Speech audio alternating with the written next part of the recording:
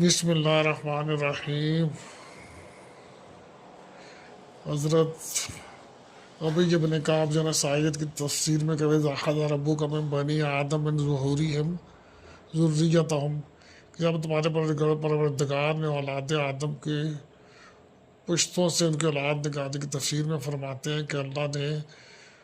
جمع کیا ان سب کو، ان کا طرح طرح کا مطلب ان کو طرح طرح کے حصوں میں تقسیم کیا، مطلب کسی کو مالدار کسی کو غریب، پھر ان کو شکل و صورت عطا کی، پھر گویائی بخشی اور انہوں نے باتیں کی، پھر ان سے عہد و پیمان لیا، پھر ان کو اپنے اوپر گواہ قرار دے کر پوچھا کہ میں تمہارا رب نہیں ہوں، اور آدم نے کہا کہ بے شک آپ ہمارے رب ہیں۔ اللہ تعالیٰ نے فرمایا کہ میں 7 آسمانوں اور 7 زمینوں کو تمہارے سامنے گواہ بناتا ہوں، اور تمہارے باپ آدم کو بھی گواہ شاہد قرار دیتا ہوں، گواہ، ٹھیک ہے۔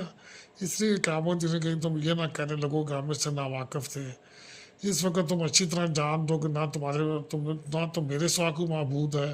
اور نہ میرے سوا کوئی پروردگار ہے، اور خبردار کسی کو میرا شریک قرار نہ دینا۔ میں تمہارے پاس عنقریب اپنے رسول بھیجوں گا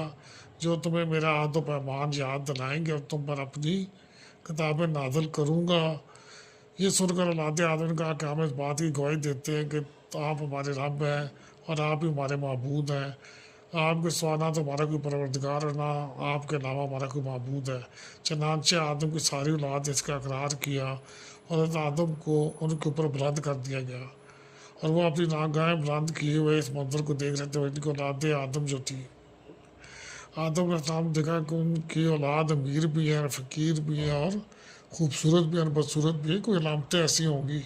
یہ میں ذاتی تشریح ہے میری، کہ یہ کہا کہ پروردگار اپنے تمام بندوں کو تو نے یکساں کیوں نہیں بنایا؟ اللہ تعالیٰ نے فرمایا کہ میں ایسے پسند کرتا ہوں کہ میرے بندے میرا شکر ادا کرتے ہیں۔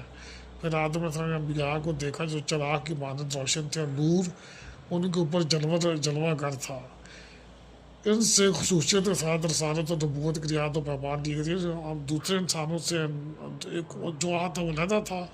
اور پیغمبروں سے علیحدہ لیا گیا، جیسے کہ اللہ تعالیٰ کا قول ہے کہ وَإِذْ أَخَذْنَا مِنَ النَّبِيِّينَ وَإِذْ مِيثَاقَكُمْ وَمِنْكَ وَمِن نُوحٍ وَإِبْرَاهِيمَ وَمُوسَىٰ وَعِيسَىٰ ابْنِ مریم، اور یہ عہد کا ذکر آ گیا۔ اس کے بعد جو ان تمام کے اندر نا عیسیٰ علیہ السلام بھی موجود تھے، کیونکہ نارمل پیدائش ان کی نہیں زیادہ۔ ان کے بارے میں یہاں یہ بتایا ہے کہ ان کے روح کو اللہ تعالیٰ نے حضرت جبرائیل کے ذریعے حضرت مریم علیہ السلام کے پاس بھیج دیا، اور حضرت بھائی بیان کرتا ہے کہ یہ روح حضرت مریم علیہ السلام کے منہ کی طرف سے ان کے جسم میں داخل کی گئی۔